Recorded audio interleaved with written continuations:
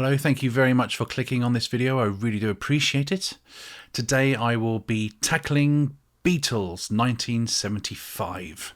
What I've been doing in this short series is just trying to figure out, had they continued, what would their output be?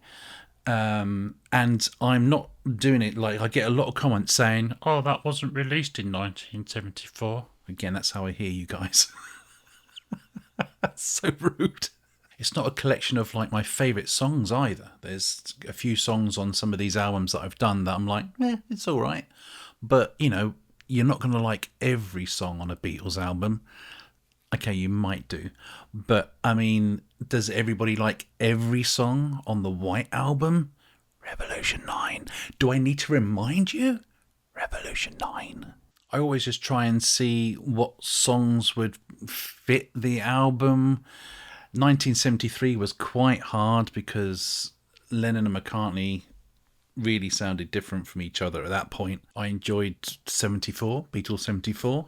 That's quite a good album. Go and watch that video if you haven't already. That's quite a good album, that one. But here we are, Beatles 1975. I already know there's going to be one song on here that you guys are going to be like, what the hell is he thinking putting that on there? So look forward to that. If you have been enjoying this little series of mine and you haven't subscribed yet, please do consider subscribing. It helps me, apparently. Also, do like and share. Through the YouTube analytics that I can see, some of you guys are sharing my videos. I can't believe it. Thank you so much. Like, subscribe, share.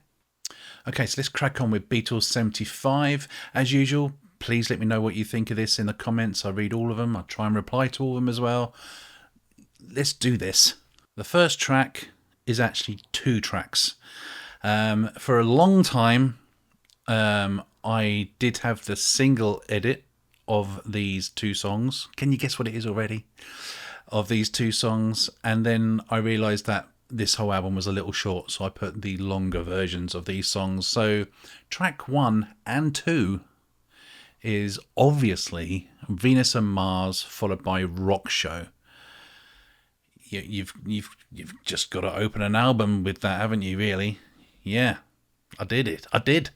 And that's followed by Ringo Starr's only song on this album, Goodnight Vienna, brackets, It's All Down To. This is a great song, written by John Lennon. John Lennon is there at the beginning. I can't remember if he's singing during it, but it doesn't matter. It sounds like a bloody good Beatles song, and it is. It sounds so good. And that is followed by a George Harrison song. I may not have the version you particularly like on here, but it's Miss O'Dell, alternate version, and that's the version where he doesn't laugh throughout it. It is nice. You know, it's quite a good song with him laughing on it. But it had the Beatles stayed together, they wouldn't have left the laughing on it, and it would have been on Anthology 4. Yeah. Track 5, I've gone a little further back. It's Out the Blue off of the Mind Games LP. When I first reviewed the Mind Games album, I was kind of like, yeah, because I've never really listened to the album before. Because I've been doing this, I've been listening to it a hell of a lot more, and all these songs are growing on me. Doesn't mean they're good, does it? If you think about it, doesn't mean they're good. It just means that they've grown on me. I mean, I'm sure if I went constantly at you every hour on the hour, you'd be loving that tune. You'd be bloody loving it. When I wasn't around, you'd be like, you would be. Anyway, so Out the Blue, I bloody love it now. I might even buy the Mind Games album now. Oh dear, what a turn of events. That is followed up with track 7, Surprise Surprise, brackets, Sweet Bird of Paradox. Another great song from Lennon. Again, another one that I never really listened to, but just through this process. It's a great tune. It's got a great riff on it. It's just great, and it's on the album. It's made it. And to be honest, 1975, not a lot of the Beatles were doing anything apart from McCartney, so it was slim pickings, to be honest. But I do like this. I genuinely do like the song. It's a good song. I've got 3 choices on this album that I don't think you guys would particularly agree with. This is the stronger of the 3, so I'm half confident with it. Closing, side A, track 7. Where are we up to? Magneto and Titanium Man. Am I okay? This is a great tune. Don't care what you say. This is a great tune, great melody. It's just awesome. You guys are just wrong, and if you loved it, you're right. So that would have closed out my side A. Side B, or track 8 if you're playing.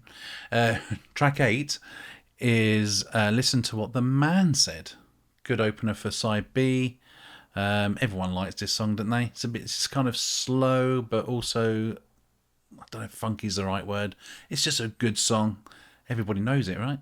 And again, this is part of McCartney's genius. So I love the guy so much. And I hate him. But I love him so much. Who knew you can make a song out of do do do do do do do do do over and over again? McCartney. Track 9, What You Got by Lennon. You don't know what you got until you lose it. Good point. Thanks, Lennon. You're on the album.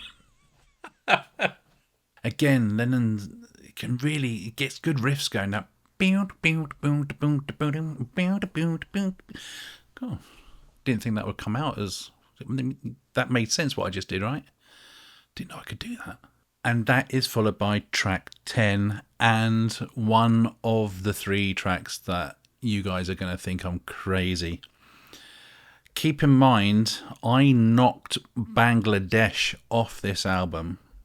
Bangladesh was on this album for a long time, and then I knocked it off to replace it with... God, you're going to hate me. Ding Dong, Ding Dong. Can't even say it without laughing. It's mental. I think this song should be number 1 every year at the end of the year. I don't understand why everyone gets round and sings Auld Lang Syne, giving it all that. Can you imagine if it was ding dong, ding dong, it'd be awesome. How do the charts work, by the way? I've been thinking about this for about a week. How do the charts work? I mean, if we all listen to, paid for, I don't know how it works, listen to or paid for ding dong at the end of the year, could we make it number 1? That'd be completely out of left field. Everyone would be like, what the hell's, why is this number 1? Could we do that? If you know how the charts work, message me, because I think we should do something like that.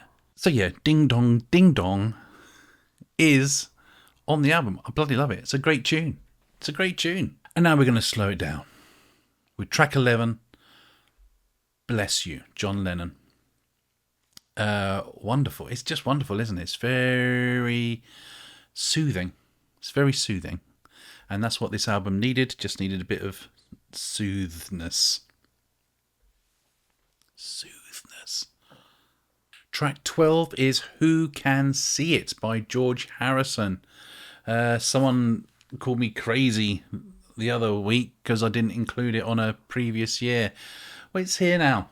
And that person actually said it was Harrison's best vocal. I can see what he was thinking about.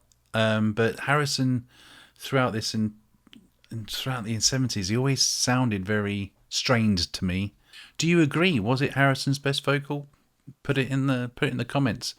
I can think of other songs where he sings better, but that was in the 80s. Track 13. Unlucky for Some. This is the 3rd track that I was worried about. Let me just say before I tell you. Let's see if you can guess what it is whilst I'm talking. This song's got a great melody. McCartney. This is just one of those things that McCartney has always done throughout his career, always harking back to this. I'm just going to tell you. I have put on Beatles 1975. You Gave Me the Answer. Do do do do do do If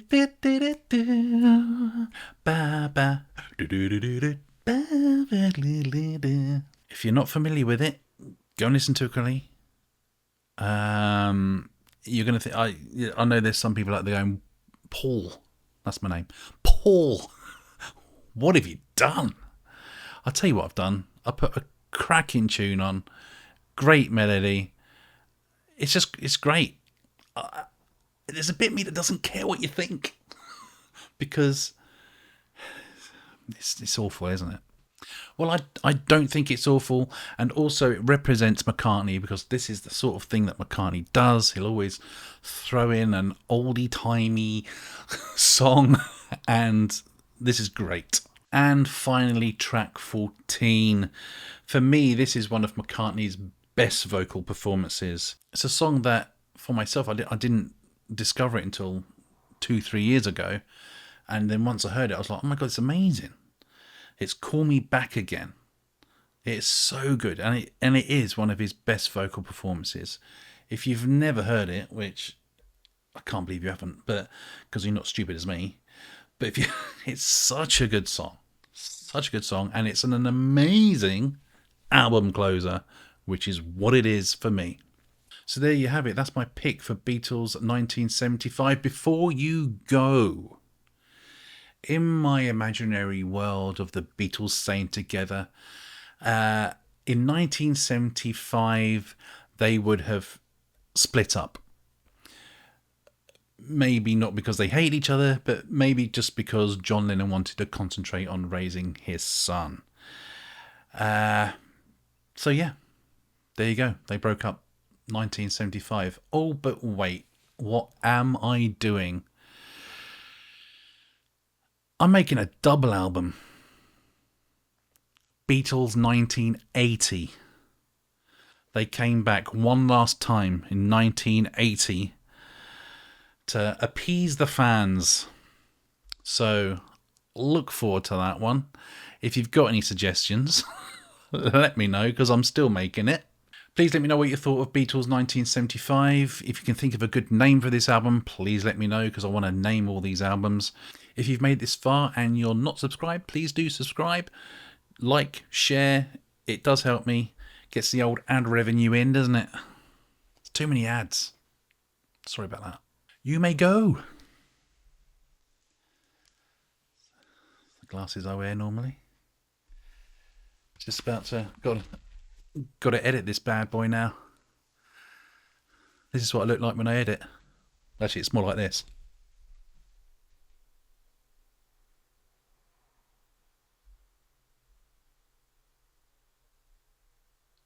Still here.